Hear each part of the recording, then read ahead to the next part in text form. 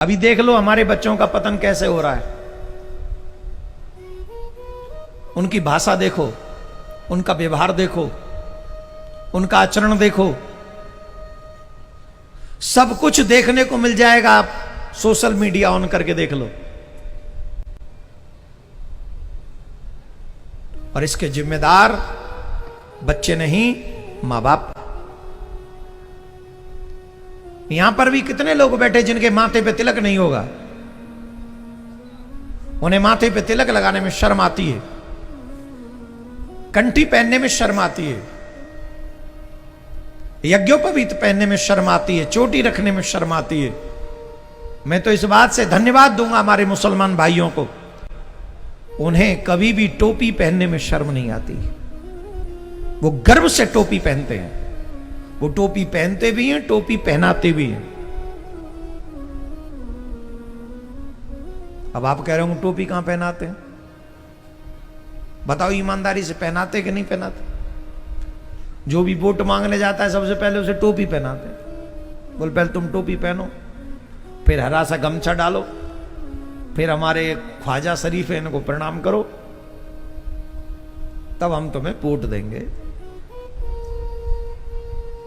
वो गलत नहीं है, वो अपने धर्म के पक्के हैं। सोचना तो हम जैसों को है, ना इधर के हैं और ना उधर के।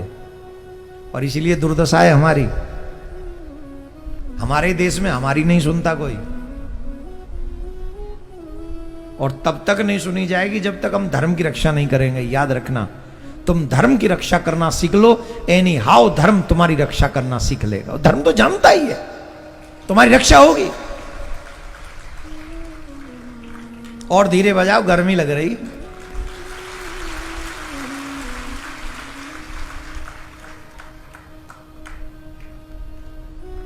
प्यारे, अपने धर्म को जानो, धर्म को पहचानो, अपने बच्चों को धर्म के विषय में बताओ।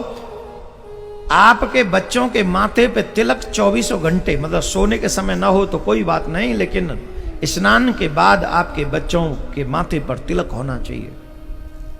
आप सब भी तिलक लगाया करिए। तिलक लगाने से आपका तेज जगता है। वैसे भी तिलक लगा लोगे ना, बहुत चीजों से बच जाओगे। तिलक लगा के तुम दारू के ठेके पे खड़े ही नहीं हो सकते, तुम्हें ही शर्म आएगी खुद। बोलो आएगी कि नहीं? तिलक लगाओ, शराब के ठेके पे रुकोगे? कभी कभी जब हम लोगों की गाड़ी कहीं जाना है, हमको जाना हो, तो अब हाईवे पे जा रहे हैं तो हाईवे पे तो सब दुकानें हैं। अब कहीं जाना हो बाथरूम वगैरह या कोई जल वगैरह लेना हो, और संयोग से वो शराब की दुकान दिख जाए सामने से, तो सारथी को एक ही शब्द निकलता है हमारे मुंह से, अरे आगे बढ़ा ले, कहां खड़ी कर दी।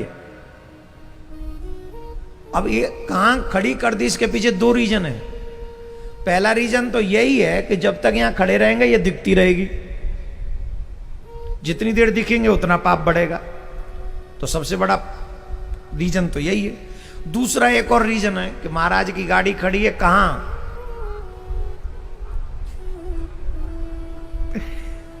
और एक वीडियो बना के कोई डाल दे।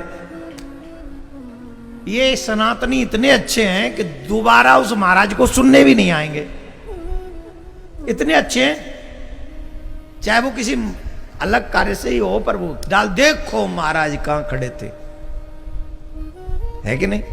तो दोनों रीजन में हम जैसे लोगों को तो वहां खड़े होना ही नहीं चाहिए। कहते हैं ना, पियो न पियो, शराबी के साथ रहोगे तो तुम्हें शराबी मान लिया जाएगा। जुआ खेलो या न खेलो, पर जुआरी के संग रहोगे तो तुम्हें जुआरी मान लिया जाएगा। वैसे ही अच्छे लोगों का संग, संतों का संग करो। संत बनो या मत बनो, फिर भी तुम्हें संत मान लिया जाएगा।